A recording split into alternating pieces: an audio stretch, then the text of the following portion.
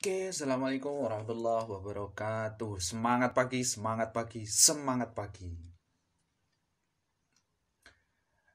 Alhamdulillah kali ini kita berjumpa lagi dan pada kesempatan kali ini kita akan belajar cara kerja bisnis NASA. Jadi cara kerja bisnis NASA itu bagaimana sih? Simak video berikut ini. Jangan sampai di skip.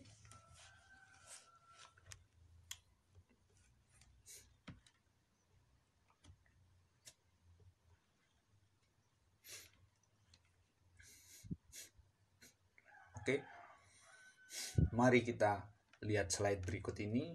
Di sini kita bandingkan dulu cara kerja bisnis NASA itu bagaimana dan cara kerja bisnis konvensional bagaimana.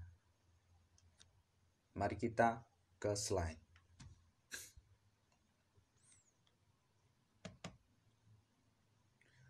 Oke, dari segi sistem bisnisnya, sebenarnya bisnis NASA dan bisnis konvensional itu sama saja. Jadi kita akan mendapatkan penghasilan sebanding dengan besarnya omset. Sama ya, di bisnis konvensional juga mengandalkan omset. Kalau konvensional mengandalkan omset, begitu juga dengan bisnis NASA.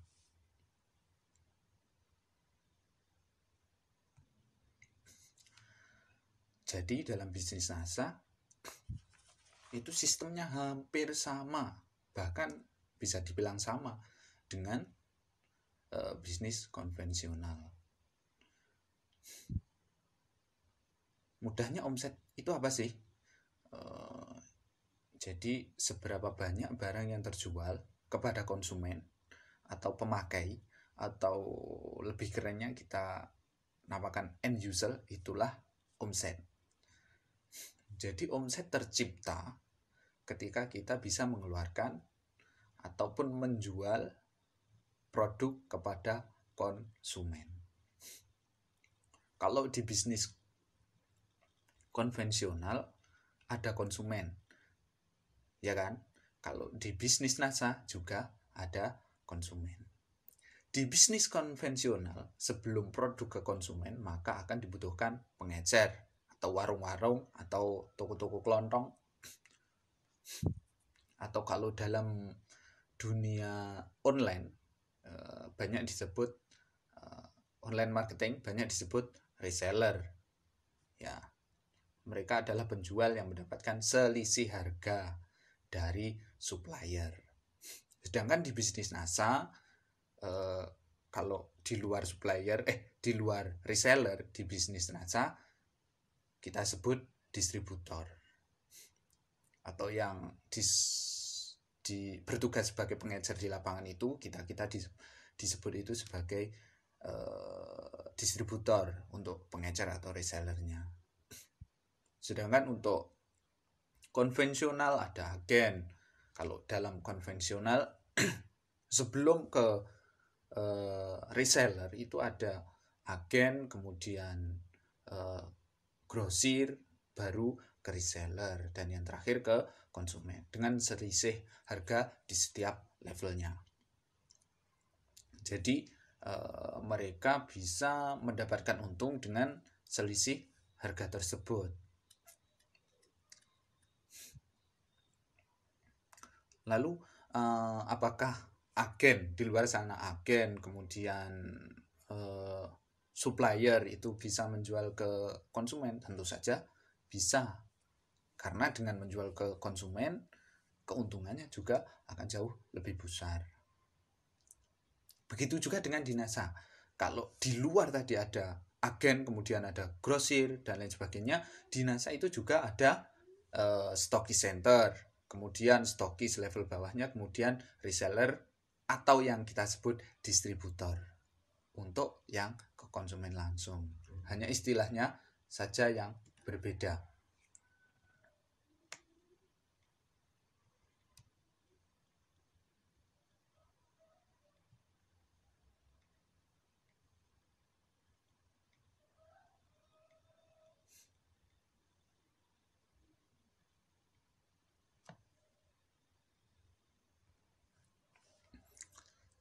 Kalau di konvensional disebut toko, reseller, pengecer atau yang lainnya, sedangkan di NASA itu disebut distributor. Kemudian kalau di konvensional ada grosir, di NASA ada stokis. Kemudian kalau di sana ada agen, di NASA dengan stokis center atau SC. Kita memiliki kesamaan. Jadi bisnis NASA dan bisnis konvensional itu pada umumnya tidak ada yang menyalahi aturan hukum syar'i ya, karena benar-benar sama. Yang kita jual sesuatu yang jelas dan bukan sesuatu yang horor, sama. Tidak ada yang menyalahi. Ataupun tidak ada barang yang nilainya kecil kemudian di-up harganya sehingga menjadi sesuatu yang istimewa, seolah-olah istimewa dan dijual dengan nilai yang fantastis. Tidak ada. Di NASA tidak ada. Jadi di NASA itu produknya real dengan harga yang real ataupun harga yang memang pasarannya sekian dengan kualitas yang sesuai dengan harganya. Kemudian perbedaannya di mana? Kalau bisnis konvensional membutuhkan modal, begitu juga di NASA. Seolah-olah tidak ada perbedaan. Perbedaannya sebenarnya di sini, di modal ini. Jadi kalau ditanya perbedaannya apa konvensional sama NASA, tentu saja di modal ini. Coba kita perhatikan atau kita lihat orang sekeliling kita. Apabila seorang konsumen dalam bisnis konvensional ini, apabila seorang konsumen ingin terlibat dengan bisnisnya atau hendak menjadi pengecer atau ingin membuka toko, kira-kira butuh modal kecil atau besar? 1 juta cukup? 2 juta cukup? Saya kira tidak ya, karena butuh modal banyak, membuat tokonya, membeli barang-barangnya dan lain sebagainya. Bahkan puluhan juta akan masuk.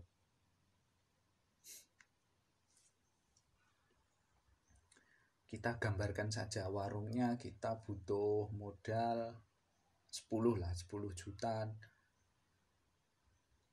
Kemudian isinya, kalau kita isi dikit kan ya lucu, masa toko isinya cuma 1 produk. Itu pun 10 biji. Yang mau beli kan bingung. Masa iya, apa bener ini toko? Kok isinya cuma 10 biji sabun tok, 1 jenis saja? Kan nggak mungkin.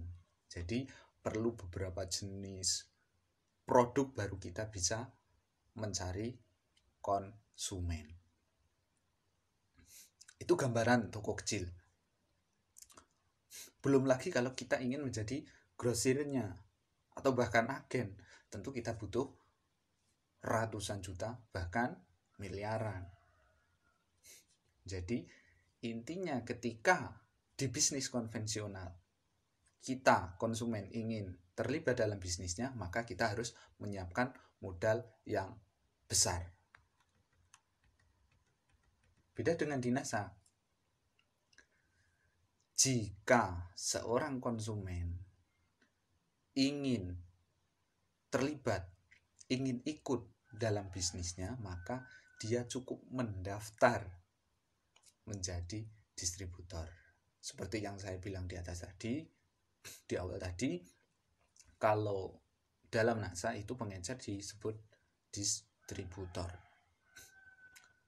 Dan untuk menjadi distributornya dengan modal yang relatif murah, relatif kecil dibanding konvensional tadi.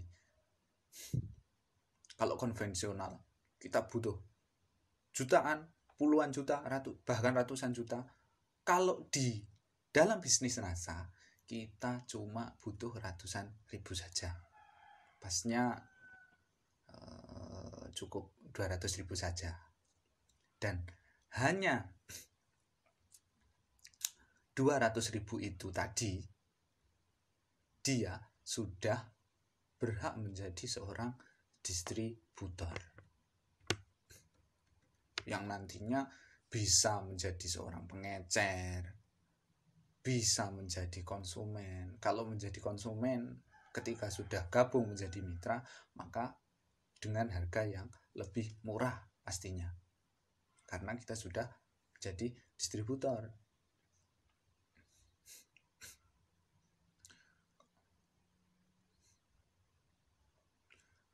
Jadi kalau dihitung-hitung, di konvensional kita dengan resiko yang tinggi. Kenapa kok resiko tinggi? Karena tadi modalnya besar. Kalau di NASA konvensional sudah pasti resikonya besar karena modalnya juga besar. Di NASA bagaimana? Bisa dibilang tidak ada ruginya sama sekali. Kenapa? Lah iya toh, wong modal cuma 200.000. Kemudian dapat produk yang kita konsumsi sendiri. Kalau di konvensional tadi sekian tadi dengan modal yang sangat besar, apa ya kita konsumsi semuanya? Kan ya juga rugi kalaupun tidak laku, ya kan? Tapi kalau di NASA cuma 200.000, dan itu pun lebih baik untuk dikonsumsi sendiri.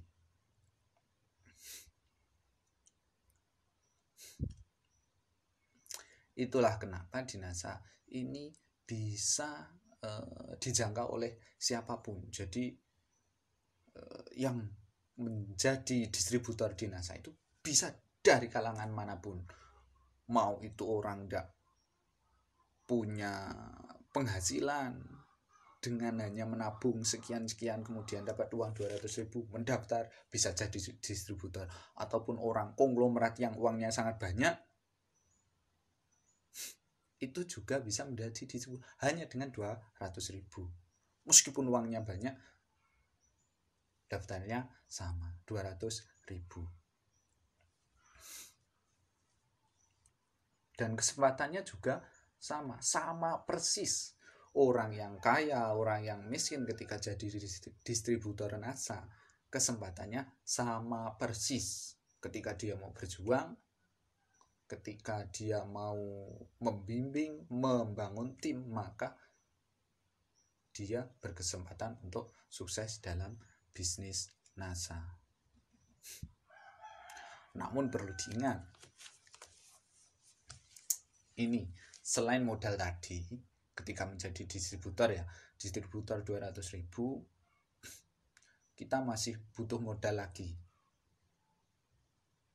Kapan? Ketika program kita sudah jalan, mitra-mitra kita sudah banyak, jaringan kita sudah terbentuk dan memenuhi syarat untuk menjadi seorang stokis atau di konvensional menjadi seorang supplier atau agen. Maka kalau dia ingin menjadi seorang stokis, karena di NASA juga tidak dituntut untuk menjadi seorang stokis, tidak ada tuntutan kita harus bagaimana, tidak ada tuntutan, itu terserah kita. Mau kita jadi konsumen, dengan gabung kita jadi konsumen saja, atau kita menjadi seorang penjual, atau kita menjadi seorang yang membangun jaringan, sah-sah saja, tidak ada tuntutan sama sekali dalam bisnis NASA. Jadi kembali lagi, ketika sudah terbentuk jaringannya dan omsetnya sudah memenuhi, maka harus menyiapkan uang senilai 30 juta untuk menjadi seorang stokis. Jadi stokis di NASA itu dengan kita belanja senilai 30 juta saja. Loh, sama saja dong. Berarti dengan membuat toko konvensional dan lain sebagainya itu juga habis sekian kok. Tapi di NASA kok juga mengeluarkan uang 30 juta. Tentu saja tidak sama. Kenapa? Karena ketika dia sudah memenuhi syarat yang saya katakan tadi, atau jaringannya sudah terbentuk itu tadi, itu syarat untuk mengajukan stokis itu juga ditentukan. Bahkan kalau dihitung-hitung itu sudah dalam jaringan itu sudah ada omset sekitar 40 juta lebih. Jadi ketika dia menjadi stokis, pasarnya sudah terbentuk. Tidak ada rugi ketika dia mengeluarkan 30 juta, sudah otomatis di bulan-bulan berikutnya ada omset yang di situ 40 juta lebih. Dengan mengeluarkan 30 juta tadi tidak ada ruginya karena omset sudah berjalan. Omset berjalan baru menjadi stokis. Punya omset 40 juta baru mengeluarkan modal 30 juta. Dan ketika sudah terjadi omset 40 juta tadi, kan sudah otomatis modalnya sudah siap dengan sendirinya. Jadi sangat-sangat meminimalisir kebangkrutan kalau di NASA. Kita tidak boleh menjadi stokis sebelum jaringannya terbentuk. Kalau di konvensional, kalau kita punya modal, kita bisa menyetok barang sesuka hati kita. Kalau di NASA tidak. Tidak punya jaringan, ya tidak usah nyetok. Gitu saja. Kalau di konvensional, dengan mengeluarkan puluhan juta, ratusan juta, itu tanpa atau belum punya pasar. Kalau di NASA, kita dengan 30 juta tadi, kita sudah punya pasar. Sudah pasti. Kalau di konvensional belum pasti, di NASA sudah pasti.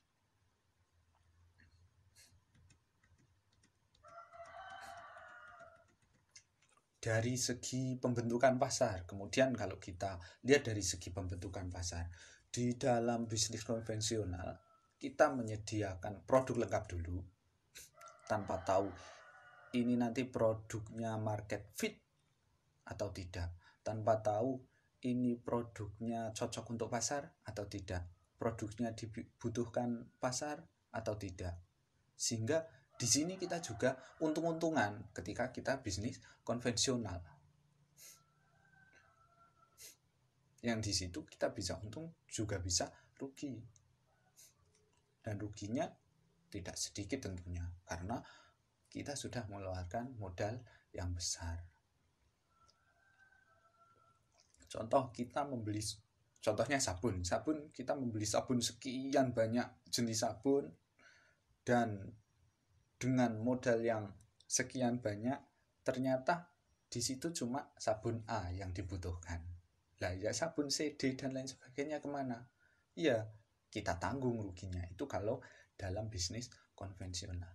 Kalau di NASA gimana? Ketika konsumen tersebut hendak menjadi ataupun ikut bisnisnya menjadi distributor, maka dibimbing, diajarkan untuk membangun dan menciptakan konsumen.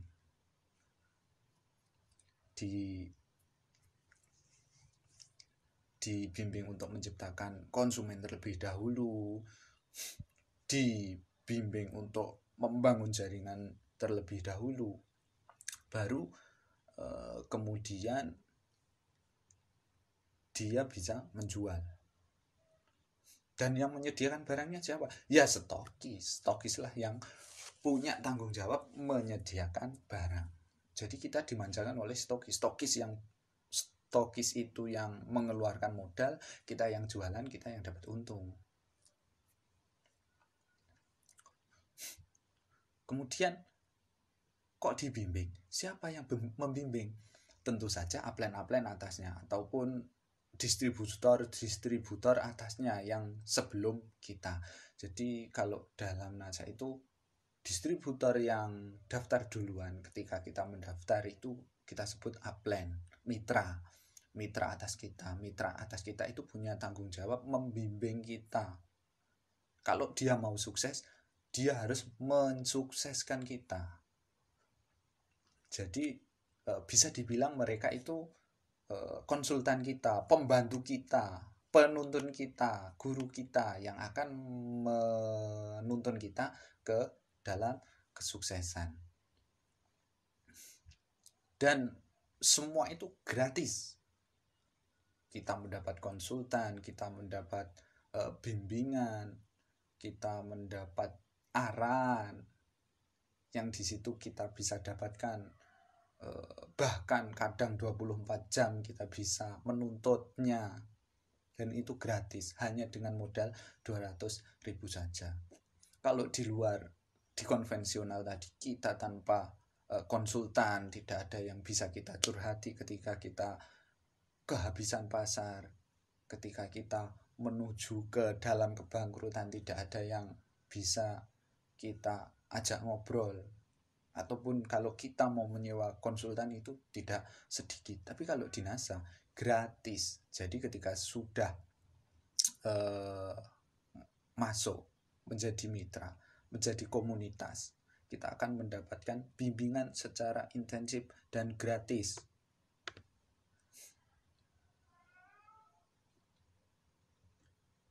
Nah, setelahnya ketika sudah berjuang, nantinya diharapkan jaringannya terbentuk dan dia punya hak untuk menjadi stokis selanjutnya. Jadi di bawahnya itu semuanya berkesempatan sama. Seperti yang saya uraikan sebelumnya, stokis itu bagaimana?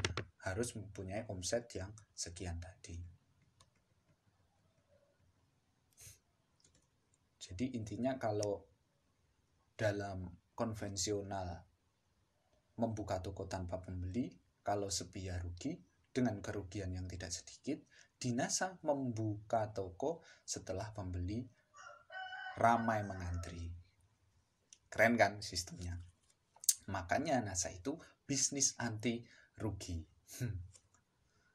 Palingan modalnya tenaga, perjuangan yang kita lakukan, yang mana semakin lama kita berjuang, semakin lama kita belajar di NASA, semakin banyak ilmu yang kita dapatkan secara percuma, dan ilmunya tidak pernah diajarkan di sekolah-sekolah. Dengan hanya modal 200.000 tadi sudah termasuk sekolah kehidupan dalam bisnis NASA.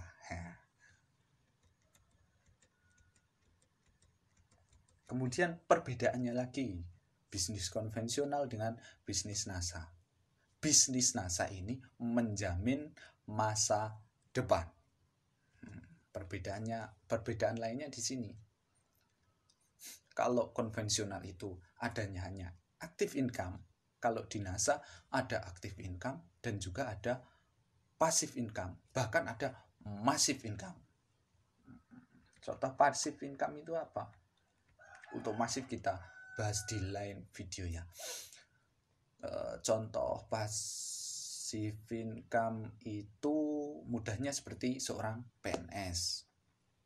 Jadi seorang PNS itu sudah berjuang lama, berjuang sekian tahun sampai mencapai titik tertinggi perjuangannya atau mendekati masa-masa tua, maka dia akan pensiun dan mendapatkan dana jaminan hari tuanya, atau disebut passive income karena dia sudah tidak bekerja tapi mendapatkan income. Itu passive income. Bedanya aktif, pasif. Aktif itu bergerak, pasif itu diam.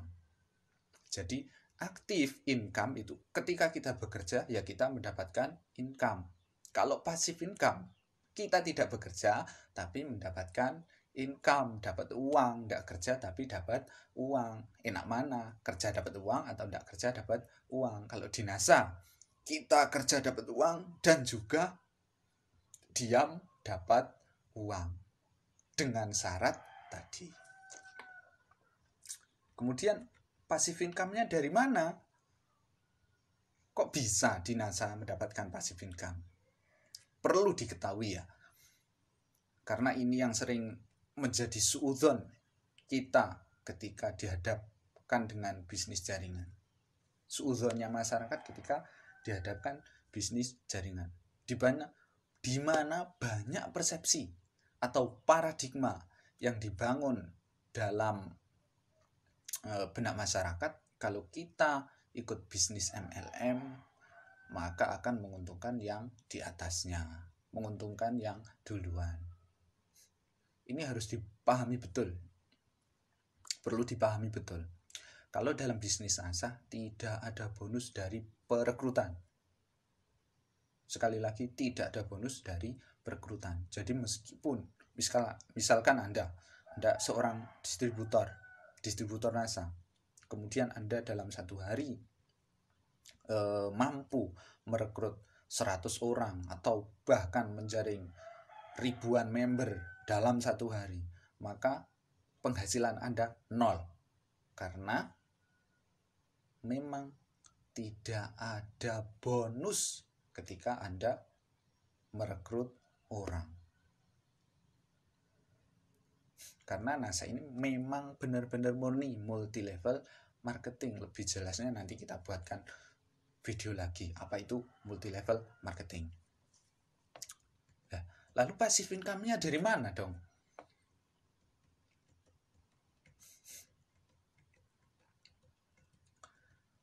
Jadi untuk passive income itu diambil dari biaya iklan setiap produk.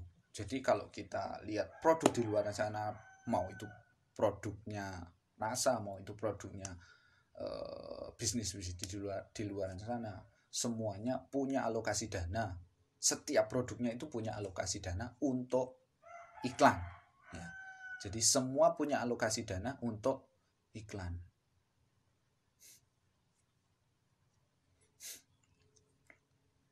Dan bedanya ini, kalau dalam konvensional alokasi dana itu tadi untuk siapa? Untuk artis, media, untuk TV, untuk radio, untuk koran dan lain sebagainya. Tapi kalau bahkan endorse, kalau di NASA itu alokasi iklannya langsung diberikan kepada distributor, kepada kita.